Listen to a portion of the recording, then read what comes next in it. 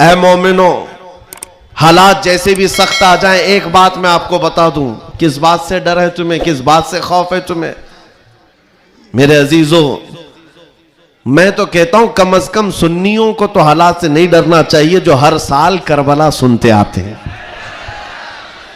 Yazid के नाच को देखा है, सुना है, और हुसैन आजम के बच्चों की मजलूमियत भी सुनते आते हैं।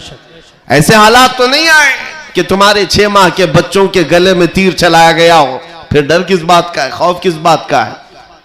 हाँ, एक बात मैं आपको बता दूं, तुम्हारा यकीन इतना पुख्ता हो जाए कि एक लफ्ज बार बार हम दोहराते हैं, और कुछ लोगों ने आज मजबूर भी कर दिया है कि हम और कहें अल्लाहु अकबर, अल्लाहु अकबर, अल्लाहु अकबर।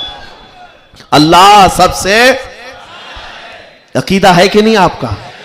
अल्लाह सबसे, यह अकीदा कब आया आपके पास पता है? जिस दिन तुम पैदा हुए थे, तुम्हारी मां की गोद में आए, मुअज्जिन आया, कोई मौलवी आया और कान में सबसे पहले क्या कहा? सबसे पहले क्या कहा? अजान दी जाती है कि नहीं बच्चे के कान में? जो भी बच्चा पैदा हो उसके कान में अजान, और अजान का पहला लफ्ज क्या है? डर करके तो नहीं बोल रहे, जोर से बोल। हाँ, अब ये आवाज वहां तक भी पहुंचेगी। सबसे पहला कलमा था अल्लाहु अकबर, और उसके बाद जब तुम होश में आए, जहां से चलते थे वहां से आवाजें आती थी, अल्लाहु अकबर, अल्लाहु अकबर। और उसके बाद जिंदगी तमाम हो गई।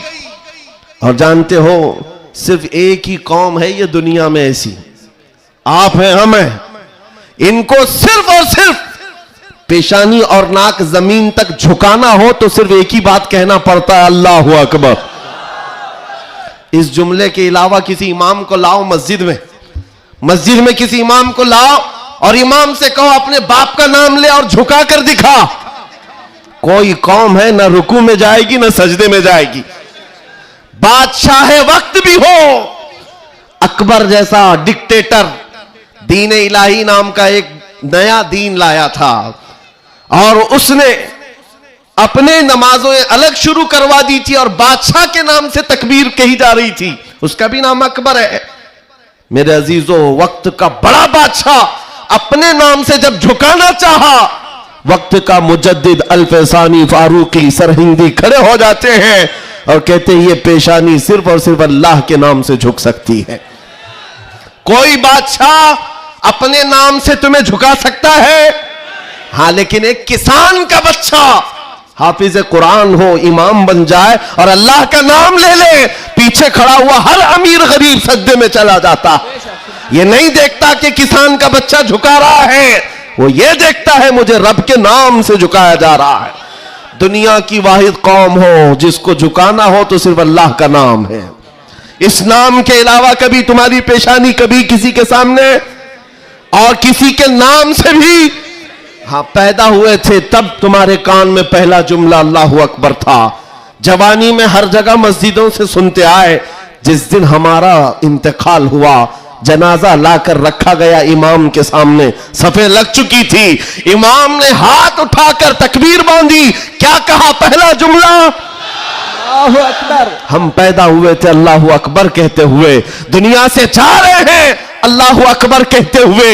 यह अकीदा है मुसलमान का, पैदाइश से लेकर मौत तक अगर किसी को बड़ा मानता है तो सिर्फ अल्लाहु अकबर कहता। इसके अलावा ताज और तख्त की पूजा हमारे यहां नहीं होती। 5 साल 10 साल हुकूमत करने वाले कोई देवता नहीं बनता, ना ही हमारे यहां नबी की इबादत होती है। इबादत सिर्फ अल्लाह की है। आज तुम सबके लिए जो चीज फर्ज बन चुकी, फर्ज वो क्या है जानते हो? वो फरीजा मैं अदा करना चाहता हूं। आज जंग का मैदान बना दिया है सोशल मीडिया को, और लोग हमसे ये कहते हैं आप खामोश रहें तो उधर से कुछ नहीं होगा। मियां, हमारा दीन ऐसा है कि हम अपनी बातें लोगों तक पहुंचाने में मसरूफ रहते हैं।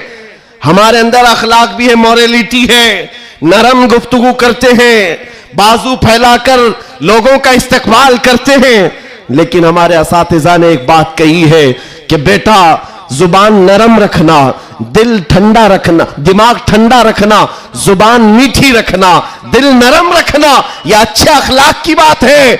लेकिन यह उस वक्त तक है जब अखलाक में हो, और जब नबी पाक के सामने कोई कुत्ता भौंकने लगे तो फिर अब जुबान मीठी नहीं रहती, दिल ठंडा नहीं रहता और दिमाग नरम नहीं रहता। इसलिए कि हमारे अखलाक यही है, गैरत यह है। दुनिया वाले अपनी बीवी को छेड़ने पर, अपने मां को टच करने पर बरंगेख्ता हो सकते हैं, तो हम करोड़ों मां से ज्यादा अपने नबी से मोहब्बत करते हैं।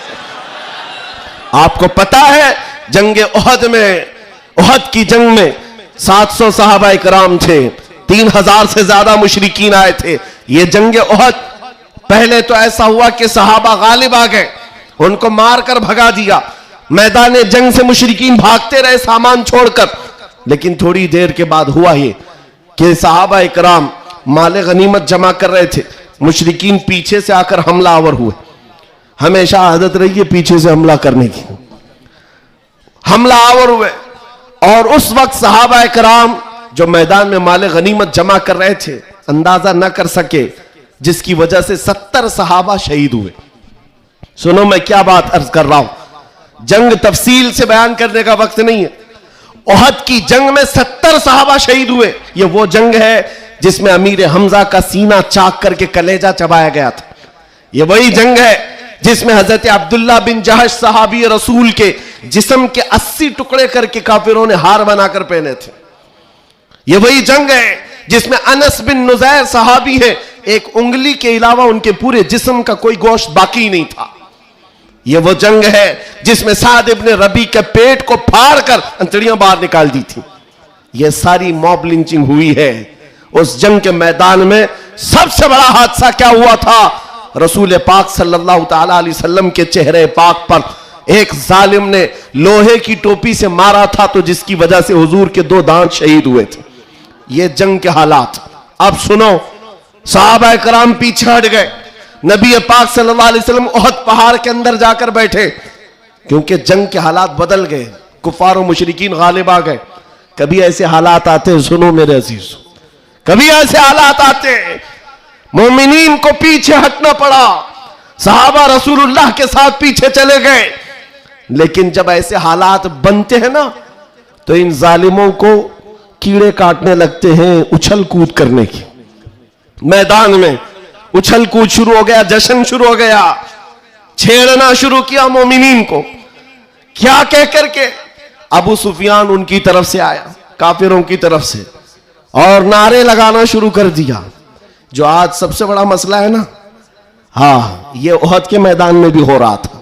और मैं तुम्हें बताता हूं रसूलुल्लाह के अखलाक क्या थे।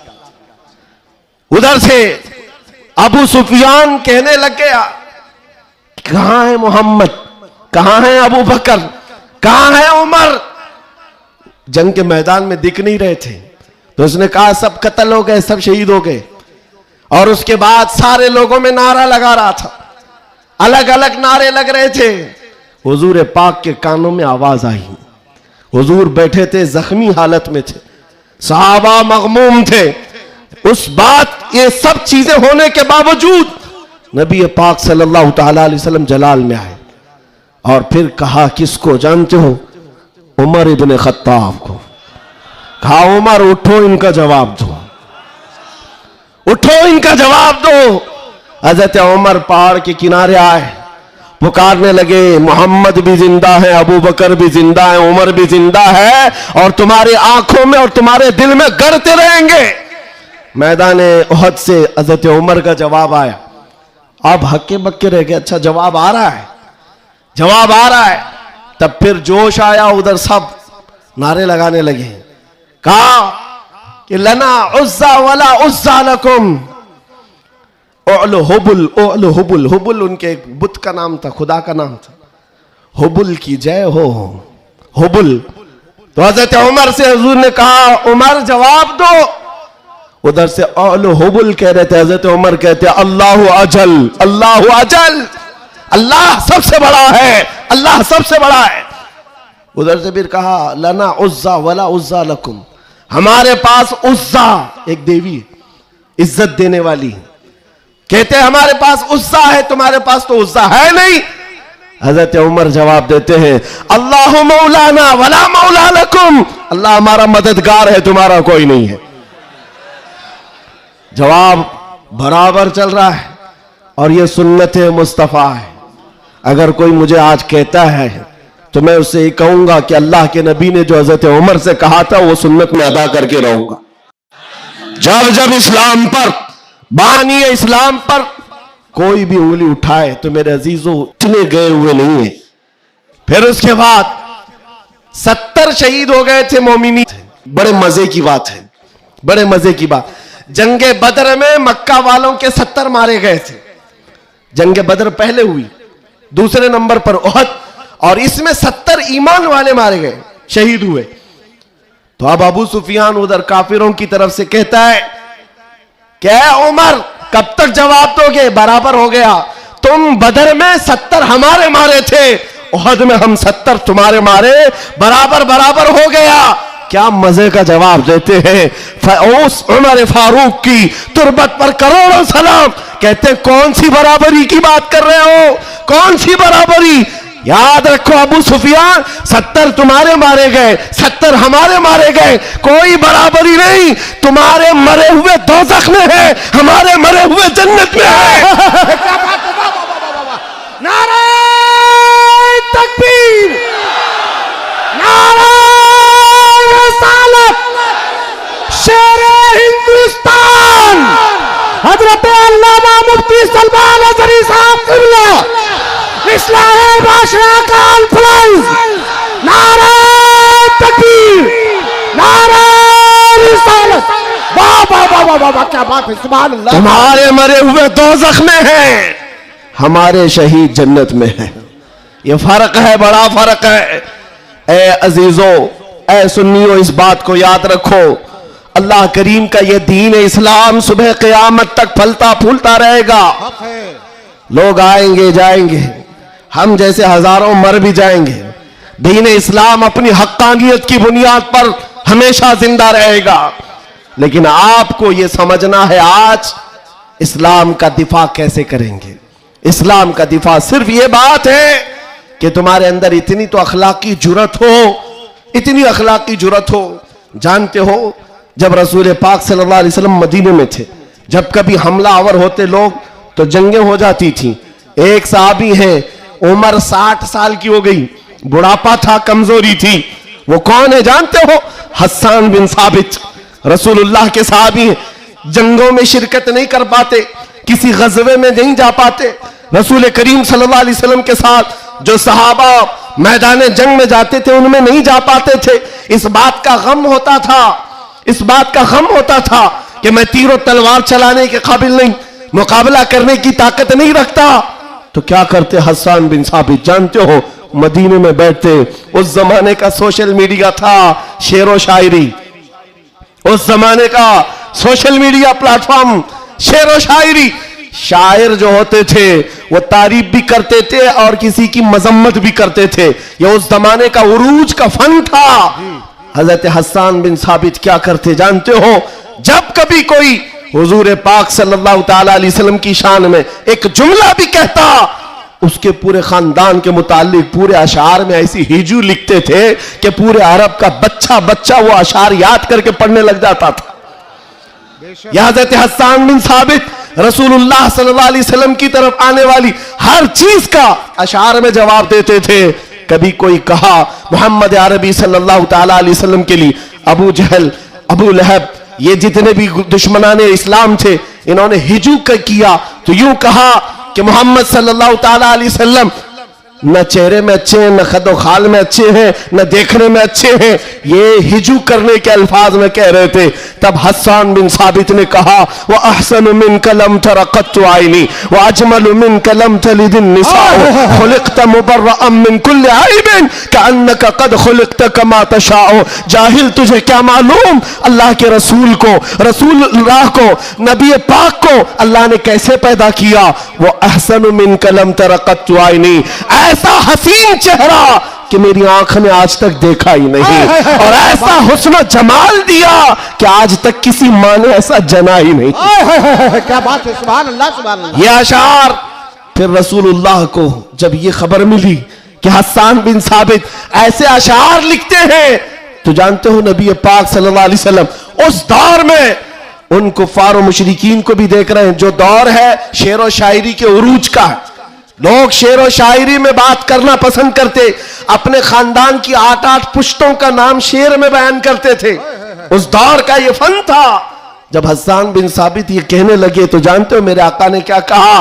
कहा अपने सहाबा से, ऐ मेरे सहाबा, हस्सान के शेर तुम्हारे तीरों से ज्यादा तेज है। क्या बात है, वाह वाह वाह वाह। हुजूर का दिफा करने के लिए तलवार, चाकू, बंदूक, बारूद की जरूरत ही नहीं, हस्सान बिन साबित के शेर ही काफी हैं।